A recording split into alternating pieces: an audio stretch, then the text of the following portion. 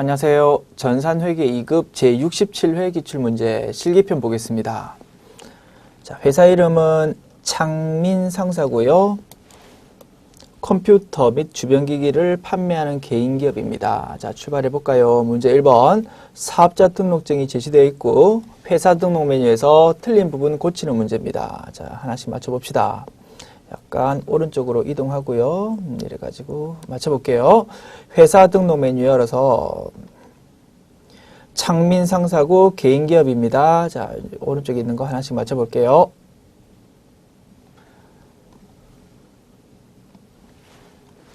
사업자 등록번호 맞고요.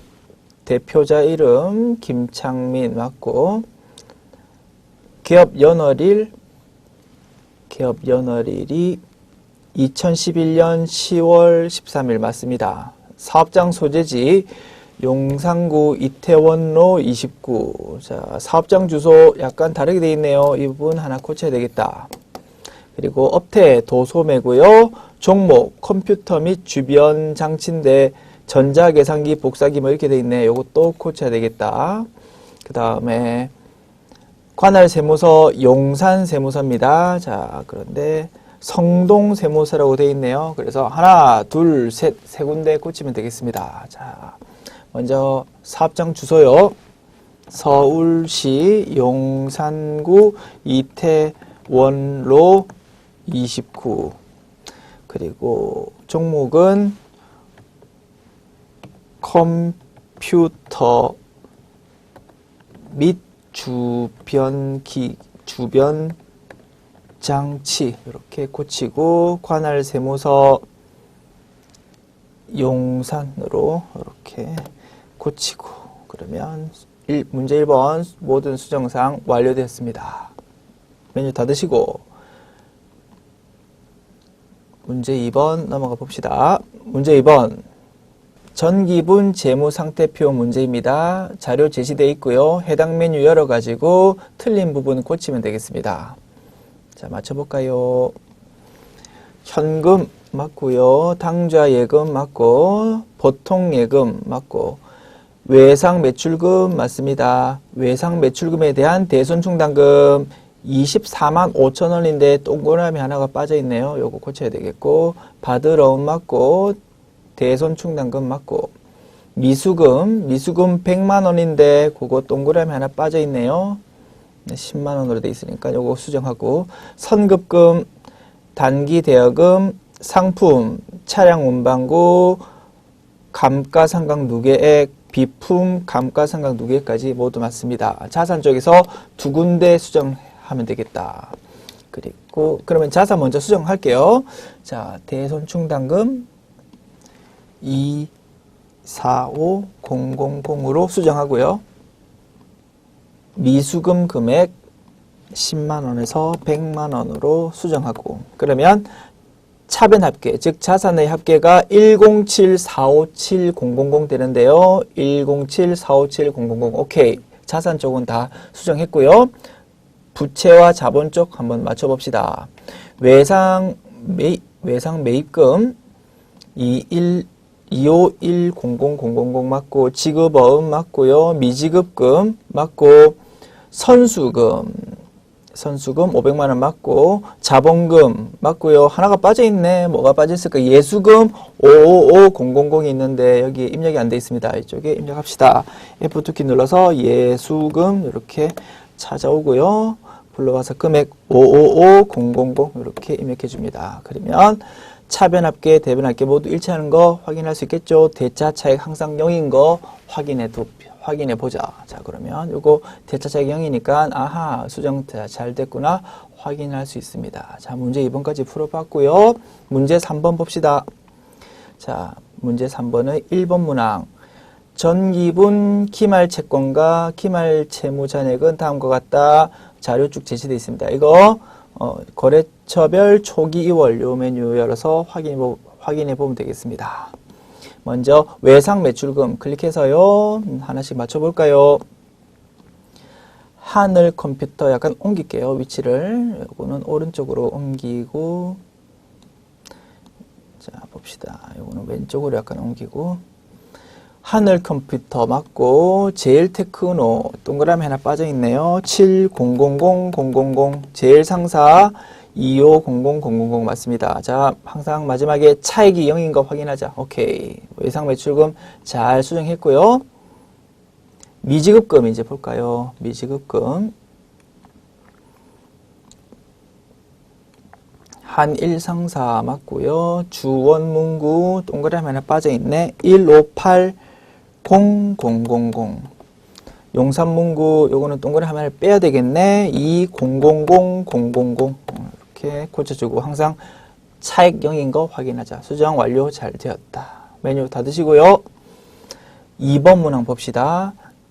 창민 상사는 영업 담당 직원들에게 휴대폰 사용요금 50%를 지원하기로 했다. 판매비와 관리비의 통신비 계정에 다음 내용 적요를 등록하시오. 그러면 판매비와 관리비에 해당하는 통신비 계정 과목 찾아가지고요. 요 주어진 적요 사항을 입력해 주면 되겠네. 메뉴는 계정 과목 및 적요 등록 되겠죠.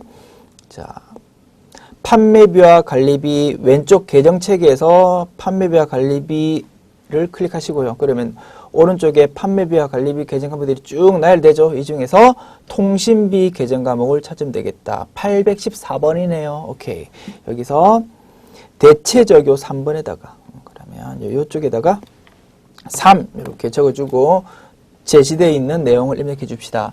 영업 담당자, 이거 좀 말이 기네. 문제집 보면서 제가 바로 입력할게요. 영업 담당자 휴대폰 사용 요금 지원 이렇게 입력하시면 되겠다. 입력 끝났으면 메뉴 닫읍시다. 자, 문제 4번 이제 볼까요? 일반 전표 입력 문제입니다. 자, 1번 문항 8월 4일 매출 거래처 직원 접대용으로 식사를 하고 다음과 같이 신용카드 매출 전표를 받았다. 식당에서 밥 먹고 이렇게 신용카드 결제해가지고 이러한 매출 전표 받았다 이 말입니다. 자, 계정 과목 뭘까요? 거래처 직원한테 밥 사줬으니까 차변에 접대비 이렇게 적으면 되겠고, 자, 신용카드 매출 전표 받았다고요? 그러면 결제 뭘로 했다고? 신용카드로 했다 이겁니다. 신용카드로 결제했을 때 어떻게 회계처리 합니까? 계정 과목은 우리가 알고 있는 로직대로 계정 과목 판단하고, 다만 주의할 점, 거래처를 밥 먹은 식당이 아니고 어디 카드사로 하자. 그것만 주의하자라고 했습니다. 그러면 접대비로 돈 쓰는 거, 이런 거 주된 영업 활동은 아니죠. 주된 영업 활동은 우리가 상품을 사고 상품 팔고 그런 것들이 주된 영업 활동이고, 접대비 지출은 주된 영업 활동 아니니까 대변에 외상 매입금이 아니고 미지급금 계정 과목 쓰면 되겠습니다. 계정 과목. 그리고 거래처는 어디? 그 식당, 성남시장 하면 안 되고, 어디? 카드사, 신용카드사를 거래처로 하자. 어디 신용카드입니까? 신용카드사가 BC카드네요. 카드 종류 해가지고 BC카드라고 되어 있죠. BC카드를 거래처로 하자. 됐습니까? 입력합시다. 일반 전표 입력 메뉴 열어서 날짜는 8월 4일입니다. 차변에 접대비 이렇게 적어주고요. 코드는 800번대 코드입니다. 금액 얼마라고요? 금액은 8만원. 대변에는 미지급금 이렇게 적어주고 거래처는 BC카드로 이렇게 적어주자. 금액 8만원. 입력 완료. 됐습니까? 2번 문항 봅시다. 8월 28일 은하왕구의 외상 매입금 300만원을 지급기일에 지급함에 있어서 당점거래은행인 기업은행의 당좌예금 계좌에서 송금하여 주었다. 외상 매입금이 있어가지고 돈 줄 때가 되었답니다. 이제 돈 줘야 되는데 뭘로 줬다고요?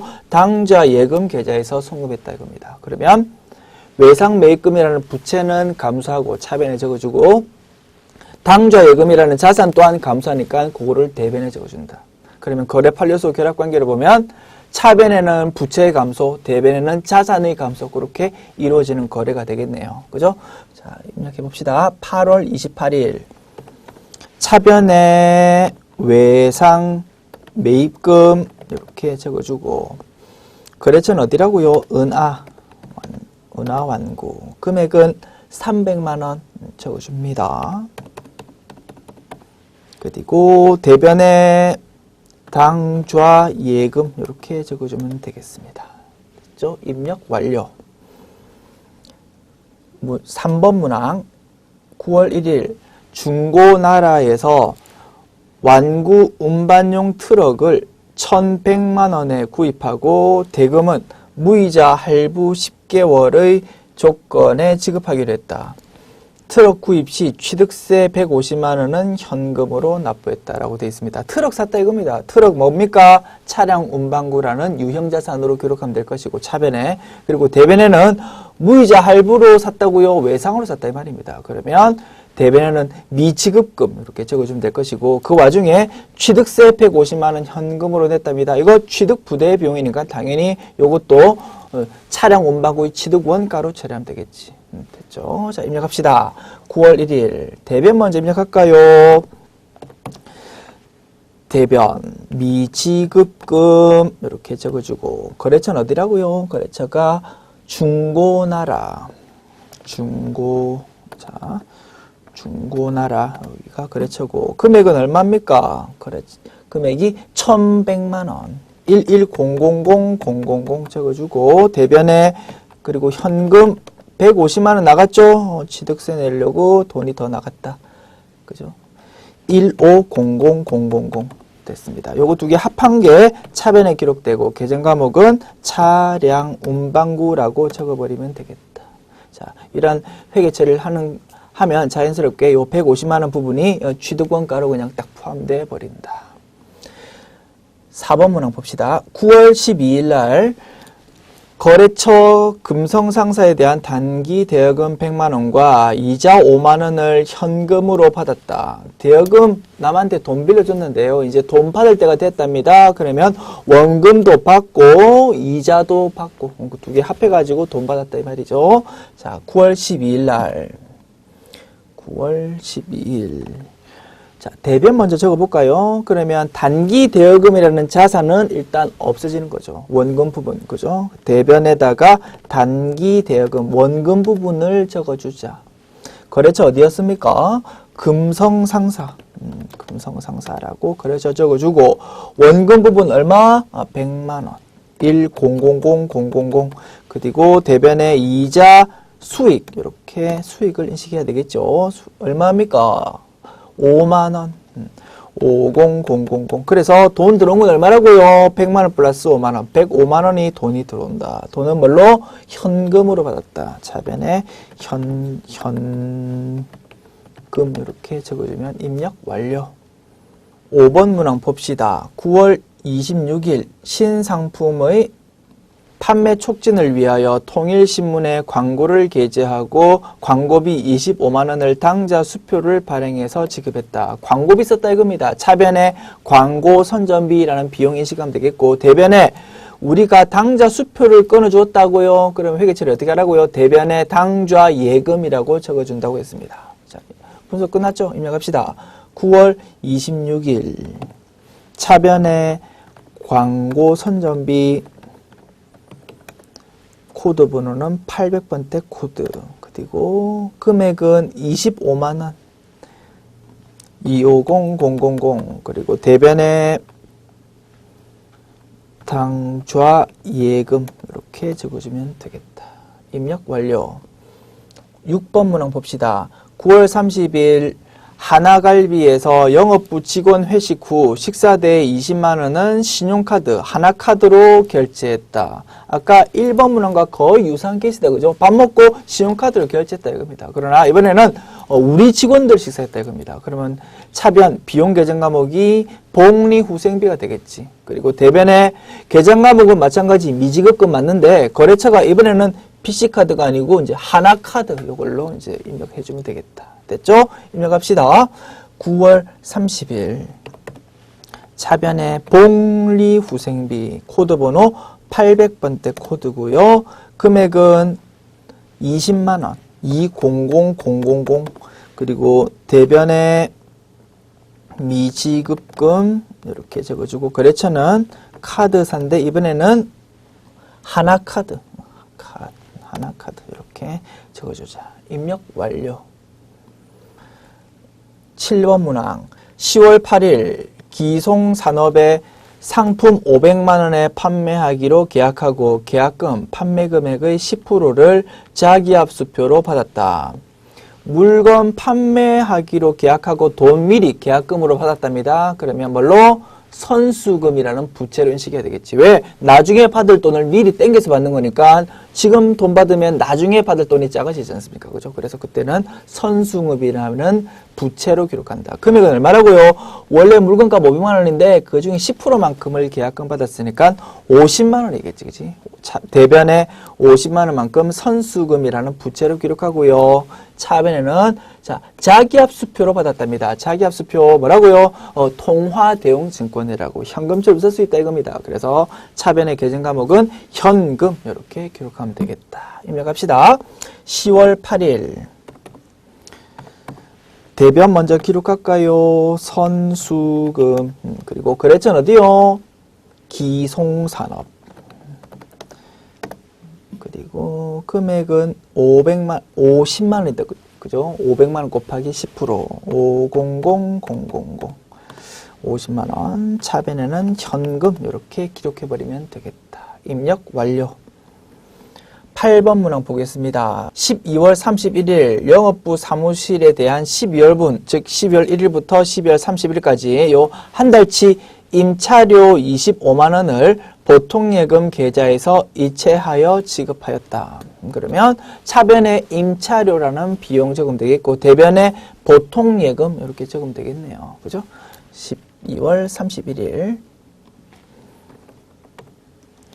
차변에 임차료 코드 번호는 800번대 코드 금액은 25만원 250000 그리고 대변에는 보통예금 이렇게 적어주면 입력 완료. 자, 지금까지 문제 4번 일반적 변명 문제 풀어봤고요. 문제 5번 오류 수정 문제 이제 봅시다. 1번 문항 10월 2일날 일단 10월 2일날 전표가 어떻게 입력되어 있는지 먼저 보면서 읽어볼까요? 10월 2일 봅시다. 차변에 복리후생비, 대변에 현금 이렇게 기록이 되어 있네. 읽어볼게요. 10월 2일 지출된 30만 원은 직원 회식비가 아니라 매출거래처 접대용 회식비로 밝혀졌다. 그러면 차변 계정 과목이 복리후생비가 되면 안 되고 접대비가 돼야 되겠죠. 요거를 계정 과목을 고쳐주자. 자, 차변 계정 과목을 접대비라고 고쳐주면 되겠다. 코드 번호 800번대 코드로. 됐죠. 나머지는 고칠 게 없다. 수정 완료. 1번 문항 풀어봤고요. 2번 문항 11월 16일 그러면 먼저 11월 16일의 전표 상태를 한번 먼저 볼게요. 11월 16일 이렇게 기록됐습니다. 차변의 당좌예금, 차변의 현금, 대변의 상품 매출 됐습니까? 문제 읽어볼게요. 상품 매출 거래에서 상품 대금이 거래처 발행 당좌 수표 50만원과 자기압 수표 30만원으로 회수된 것이 확인되었답니다. 거래처에서 당좌 수표와 자기압 수표 받았다 이거지. 자, 당좌 수표와 자기압 수표 모두 통화 대용 증권입니다. 언제든지 현금처럼 쓸 수 있다 이거지. 따라서 계정 과목은 둘 다 현금으로만 회계 처리하면 됩니다. 그런데 현재 회사는 당좌 수표 받은 거에 대해서는 당좌 예금이라고 지금 기록해 놨다 이거지. 그러면 당좌 예금 요 라인을 없애고요. 그냥 현금 요 라인의 금액을 80만 원으로 고치면 됩니다. 자, 그런데 요 항상 전표 번호는 자동으로 부여되는 거죠. 그래서 3개 라인을 2개의 라인으로 고치려면 부득이 지금 자동으로 부여되어 있는 전표 번호를 수정해야 된다 이거지. 그래서 없애고 싶은 맨 위의 라인에 대해서는 전표 번호를 2번이 아니고 다른 번호로 고쳐가지고 그 라인만 쭉 삭제하면 되겠다. 그렇게 하셔도 되고요. 그런 거 귀찮으신 분들은 위에 3개 라인의 전표 요건 그대로 놔두고 밑에 그냥 정확한 전표를 새로 2개 라인으로 적어주고 그 다음에 위에 3개 거 그냥 삭제해버려도 되겠다. 편하신 대로 하십시오. 됐죠? 저는 위에 거 그대로 놔두고 밑에 새로 2개 입력하는 방법으로 한번 입력해 볼게요. 됐습니까? 자, 차변에 현금이라고 기록하고요. 금액은 80만 원으로 하면 되겠지. 그리고 대변에는 상품 매출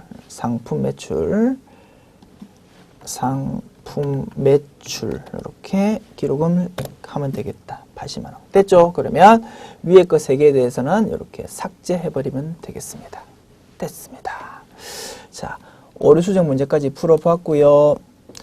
문제 6번 결산 문제로 넘어가 봅시다. 1번 문항 12월분 영업부서 직원급여 200만 원은 다음 달 5일에 지급될 예정이다 라고 되어 있습니다. 그러면 차변에 급여 200만 원, 대변에 미지급 비용 200만 원 이렇게 인식하면 되겠지. 입력해 봅시다. 12월 31일 차변에 급여라는 비용 코드 번호는 800번대 코드입니다. 그리고 금액은 200만 원 2000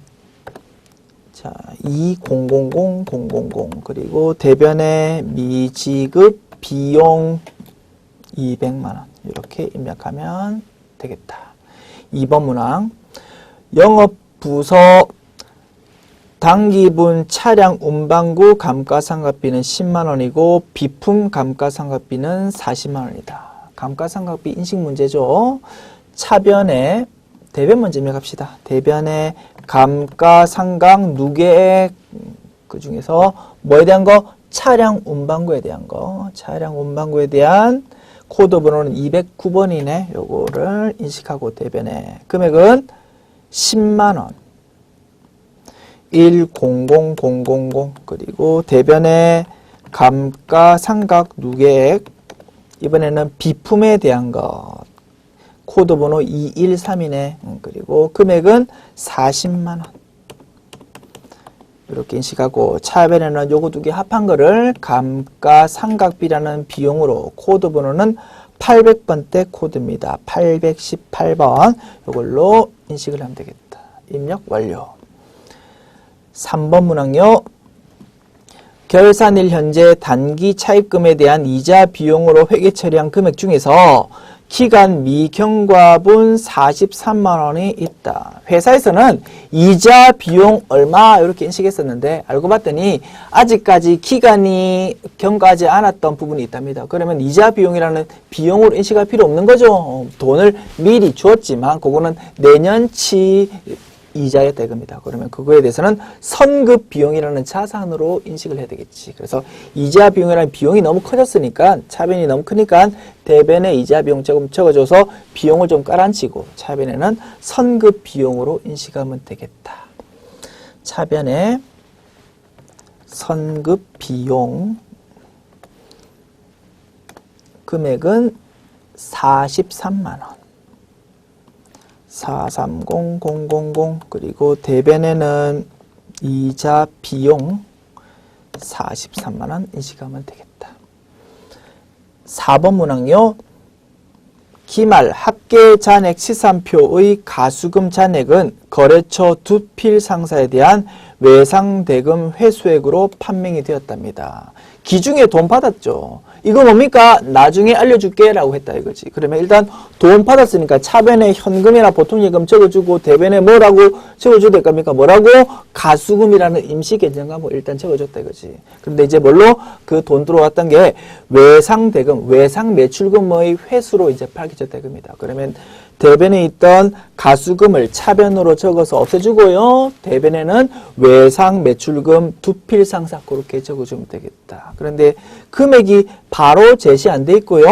기말 합계 잔액 시산표를 한번 보아라. 이런 식으로 문제가 제시되어 있네. 그러면 그 메뉴 열어서 금액 확인해 보면 되겠습니다. 자,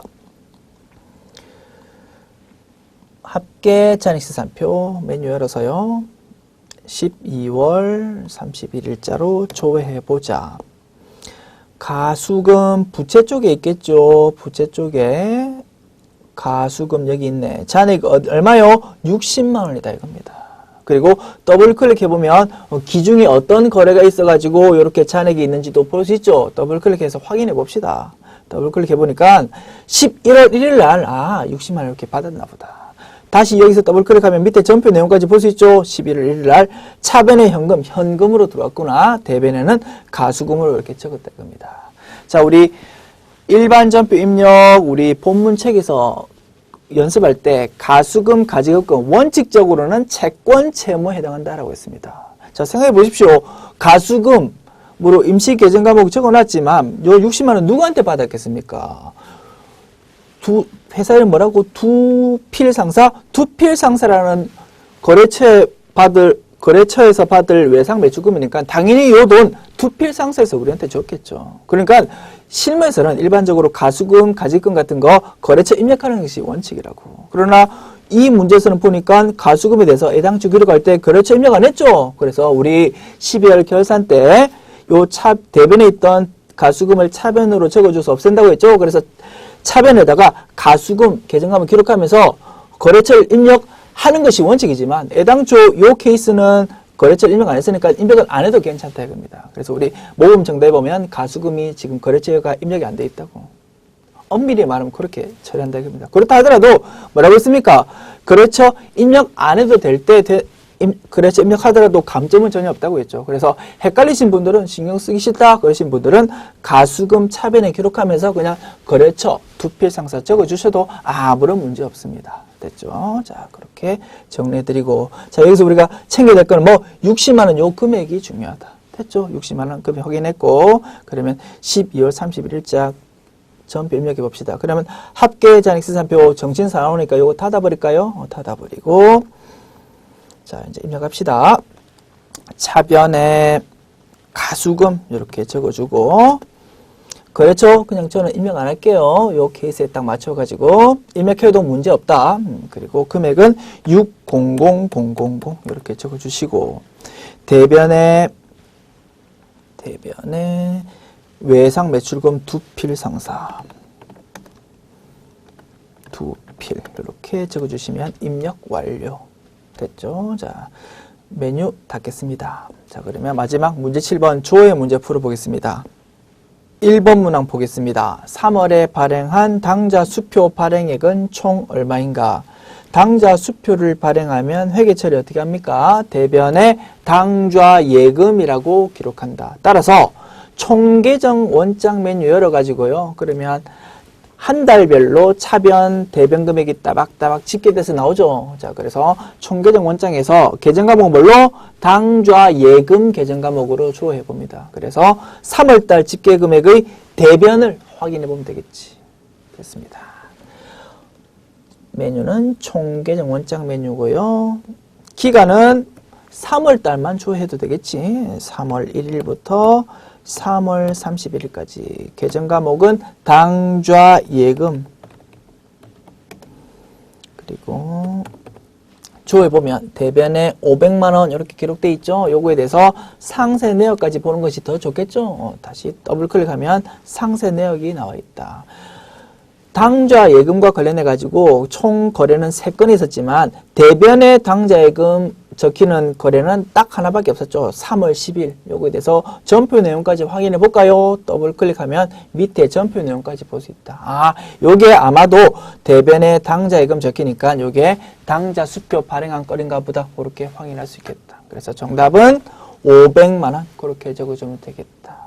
아쉬운 점은요, 여기 저교에 당좌예금 인출로만 이렇게 돼 있네. 당좌 수표 발행이 뭐 그렇게 저교가 적혀 있으면 조금 더 깔끔한 수험생들한테 확신을 가지고 답을 쓸 수 있게 해주는 문제가 조금 더 좋은 문제였을 것인데 그게 조금 아쉽긴 하네. 어쨌든 답은 찾을 수 있겠죠? 대변에 있는 500만원 요게 정답이 되겠다.